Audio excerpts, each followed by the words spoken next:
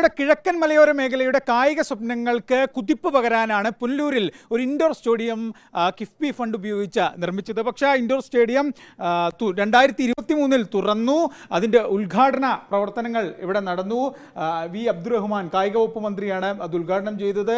അന്നത്തെ MLA VS സുബാലാണ് അധ്യക്ഷത വഹിച്ചത്. കായിക വകുപ്പ് സെക്രട്ടറി ഉൾപ്പെടെയുള്ള ആളുകളുടെ പേരൊക്കെയുള്ള വലിയ ശിലാഫലകം ഇവിടെ കുത്തിവെച്ചിട്ടുണ്ട്.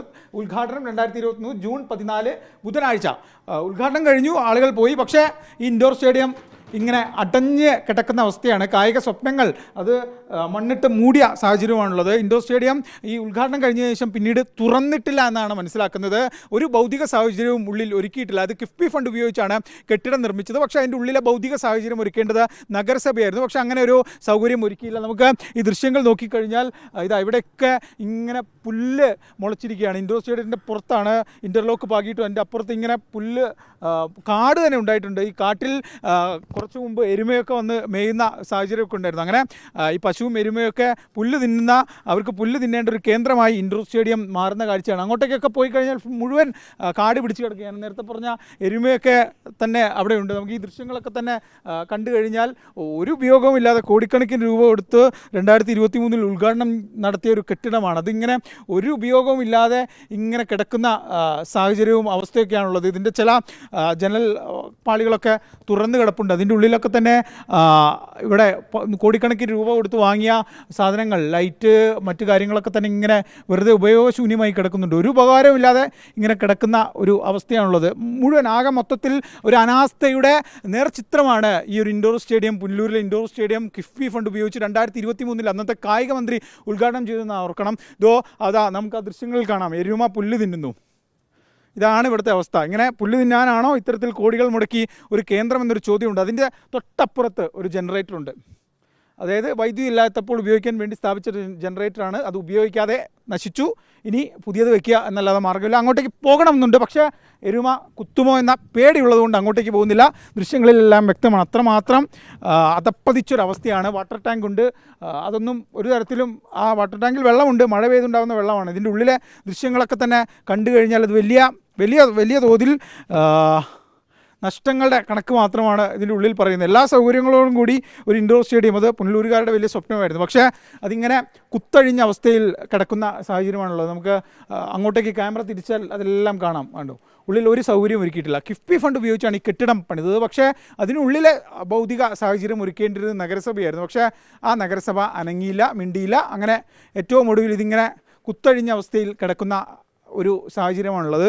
ഈ മലയോര മേഖലയാണ് പുനലൂർ. ആ പുനലൂരിൻ്റെ മലയോര മേഖലയിലെ കായിക സ്വപ്നങ്ങൾ അത് വിപുലപ്പെടുത്തുക, ഉയർത്തുക എന്ന ലക്ഷ്യത്തോടു കൂടി ഉണ്ടാക്കിയൊരു സ്ഥാപനമാണ് ഇങ്ങനെ കിടക്കുന്നൊരു അവസ്ഥയായത്. കണ്ടോ, കോടിക്കണക്കിന് രൂപ കൊടുത്തുണ്ടാക്കിയ വയറിങ്ങും സംവിധാനങ്ങളുമൊക്കെയാണ് ഇങ്ങനെ തകർന്നുകൊണ്ടിരിക്കുന്നത്. എന്തായാലും ഇതൊക്കെ അധികാരികൾ കാണണം. മഴ പെയ്ത് വെള്ളം ഇങ്ങനെ ഒലിച്ച് കാട് പിടിച്ച് ആർക്കും വേണ്ടാതെ ഒരു പ്രേത ബംഗ്ലാവ് പോലെ കിടക്കുകയാണ്. നമുക്ക് ഇവിടെ വേറൊരു ശിലാഫലകം കൂടി കാണാം. അവിടെ ഉദ്ഘാടനം നടത്തി പിന്നീട് ഇതിൻ്റെ അനുബന്ധ പ്രവർത്തനങ്ങൾക്ക് അനുവദിച്ച ഫണ്ടിൻ്റെ തുകയാണ്, MLA ഫണ്ടിൽ നിന്നൊക്കെയുള്ള തുകയാണ് ഇതാ ഇവിടെ ഇരിക്കുന്നത്. അപ്പോൾ ഇത് കോടികൾ, കിഫ്ബി ഫണ്ടുണ്ട്, MLA ഫണ്ടുണ്ട്, അങ്ങനെ കോടികൾ മുടക്കിയ ഒരു സംവിധാനമാണ് ഈ ഫയർ അലാറം സംവിധാനവും. എല്ലാം കാട് പിടിച്ച് ഇങ്ങനെ പൂട്ടിക്കിടക്കുന്ന അവസ്ഥയാണ്. ഈ കായിക പ്രേമികളെ സംബന്ധിച്ച് ഇതൊക്കെ വലിയ വിഷമം ഉണ്ടാക്കുന്ന ഒരു കാര്യം കൂടിയാണ്. ഇതായൊരു ഇവിടേക്കുള്ള ഒരു കായിക പ്രേമിയാണ്. ചേട്ടാ, ഇത് കുറേ വർഷമായിട്ട് ഇങ്ങനെ കിടക്കുക, ഒരു മാറ്റമില്ല. ഇപ്പോൾ എരുമയൊക്കെ ഒന്ന് പുല്ലിൽ തില്ലുന്നൊരു കേന്ദ്രമായി മാറി. യഥാർത്ഥത്തിൽ ഇങ്ങനെയൊരു ഇൻഡോർ സ്റ്റേഡിയം ഇവിടെ തുടങ്ങുന്നു എന്ന് പറഞ്ഞപ്പോൾ ഇവിടുത്തെ കായിക പ്രേമികൾ വളരെ പ്രതീക്ഷയോടെ നോക്കിയ ഒരു സംഭവമാണ്. പക്ഷേ ഇതിൻ്റെ ഒന്നോ രണ്ടോ തവണ ഇതിൻ്റെ ഉദ്ഘാടനം കഴിഞ്ഞ് 2023 അവസാനം ഉദ്ഘാടനം കഴിഞ്ഞ ശേഷം ഇതിൽ ആർക്കും ഒരു താല്പര്യമില്ലാത്ത ഒരു അവസ്ഥയാണ്. നോക്കിക്കഴിഞ്ഞാൽ ഈ ജനറേറ്ററൊക്കെ വലിയ ലക്ഷങ്ങൾ വിലയുള്ള ജനറേറ്റർ അടക്കം വാങ്ങിച്ചിട്ട് ഇത് ഉപയോഗശൂന്യമായിട്ട് ഉള്ളിൽ ഒരുപാട് സാധനങ്ങൾ വെറുതെ കിടക്കുന്നുണ്ട്. ഇത് ഓപ്പൺ ചെയ്യാനോ ഇതിൻ്റെ സൗകര്യങ്ങളോ ജനങ്ങൾക്ക് ഇത് ഉപയോഗപ്രദമാക്കാനോ ഇവിടുത്തെ അധികാരികളോ ഇവിടുത്തെ ആരും തന്നെ ഇതിൽ ശ്രദ്ധ പുലർത്തുന്നില്ല എന്നുള്ളതാണ്. കോടിക്കണക്കിന് രൂപ നശിക്കുന്നത് അല്ലേ? അതെ, ഇത് ഗവൺമെൻറ്റിൻ്റെ സർക്കാർ നമ്മുടെ സാധാരണക്കാരൻ്റെ നികുതിപ്പണം ഉപയോഗിച്ച് ഇതുപോലെ സ്ഥാപനങ്ങൾ ഉണ്ടാക്കുക, എന്നിട്ട് ഇത് ഒരാൾക്കും പ്രയോജനമില്ലാത്ത ഒരു അവസ്ഥയാണ്. ഇത് ഉണ്ടാക്കിയവർക്ക് മാത്രം പ്രയോജനം ചെയ്യുന്ന ഒരവസ്ഥയിലേക്ക് ഇത് മാറിപ്പോയി എന്നുള്ളതാണ് യാഥാർത്ഥ്യം. പലതവണ ഇതിന് പിന്നെയും അറ്റകുറ്റപ്പണികൾക്ക് ഫണ്ട് അണക്കുന്നു. ഇത് ഇടയ്ക്കിടയ്ക്ക് ഇത് എൻ്റെ ഒരു ഓർമ്മയിൽ ഇത് 1-2 തവണ ഇതിൻ്റെ ഉദ്ഘാടനം തന്നെ നടത്തിയിട്ടുണ്ട്. മുനിസിപ്പാലിറ്റിയുടെ ഉദ്ഘാടനങ്ങൾ കഴിയുന്നു, അത് കഴിഞ്ഞ് മന്ത്രിയെ കൊണ്ടുവന്ന് ഉദ്ഘാടനം ചെയ്യുന്നു. അന്നേരം ആൾക്കാർ വിചാരിക്കുന്നത് ഉടനെ തന്നെ തുറന്ന് പ്രവർത്തിക്കും എന്നുള്ളതാണ്. പക്ഷേ ഇത് തുടർന്ന് പ്രവർത്തിക്കാൻ ആവശ്യമായ യാതൊരു പരിപാടികളും അധികാരികളുടെ ഭാഗത്തുനിന്നോ മുനിസിപ്പാലിറ്റിയുടെ ഭാഗത്തുനിന്നോ MLA യുടെ ഭാഗത്തുനിന്നോ ആരുടെ ഭാഗത്തുനിന്നോ ഉണ്ടാകുന്നില്ല എന്നുള്ളതാണ് യാഥാർത്ഥ്യം. നിരാശയല്ലേ? തീർച്ചയായിട്ടും വലിയ നിരാശയാണ്. ഇങ്ങനത്തുള്ള ഇൻഡോർ സ്റ്റേഡിയങ്ങൾ നമ്മൾ വലിയ പട്ടണങ്ങളിലൊക്കെ കണ്ടുകയും ഗവൺമെൻറ് ഇത്തരം ഒരു സംവിധാനം ചെയ്യുമ്പോൾ സ്വാഭാവികമായിട്ട് സാധാരണക്കാർക്ക് വളരെ ഉപയോഗപ്പെടുന്നു. ക്ലബ്ബുകൾക്കൊക്കെ വളരെ ടൂർണമെൻറ്റുകളൊക്കെ നടത്താനൊക്കെ വളരെ ഉപകാരപ്രദമായ സാധനമാണ്. പക്ഷേ ഇത് ആർക്കും ഇതിലൊരു ശ്രദ്ധയുമില്ല എന്നുള്ളതാണ് യാഥാർത്ഥ്യം. എന്തായാലും വലിയ പ്രതിസന്ധിയാണ് ആളുകളെ സംബന്ധിച്ചുണ്ടാക്കുന്നത്. കാരണം കായിക സ്വപ്നങ്ങളുണ്ട്, അത്തരത്തിൽ ഇത്തരം പരിശീലനങ്ങളൊക്കെ നടത്തേണ്ട ആളുകൾക്ക് ഉപയോഗപ്പെടുന്ന ഒരു സ്റ്റേഡിയമാണ് ഇങ്ങനെ കാട് പിടിച്ച് ഒരു കാര്യവുമില്ലാതെ കിടക്കുന്നത്. നമുക്കൊരു കാര്യം വേണമെങ്കിൽ കാണാം. ഇവിടുത്തെ ഈ ഫയർ സംവിധാനമൊക്കെ ഇപ്പോഴും നല്ലപോലെ പ്രവർത്തിക്കുന്നുണ്ട്.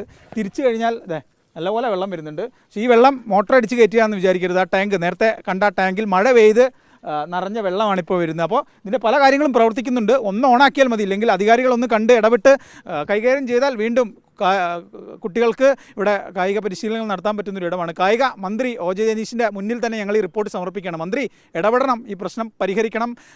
മലയോര മേഖലയാണ്, ഇവിടുത്തെ ആളുകൾക്ക് ഒരുപാട് പരിമിതികളുണ്ട്. അത്തരം പരിമിതികൾക്കിടയിൽ കായിക മേഖലയിൽ ഉയരാനുള്ളൊരു അവരുടെ അവസരം നഷ്ടമാക്കരുത്. മന്ത്രി ഇടപെടണം, പ്രശ്നം പരിഹരിക്കണം. വീഡിയോ ജേർണലിസ്റ്റ് അബു താഹിറിനൊപ്പം റിപ്പോർട്ടർ AV ജയശങ്കർ, റിപ്പോർട്ടർ കൊല്ലം.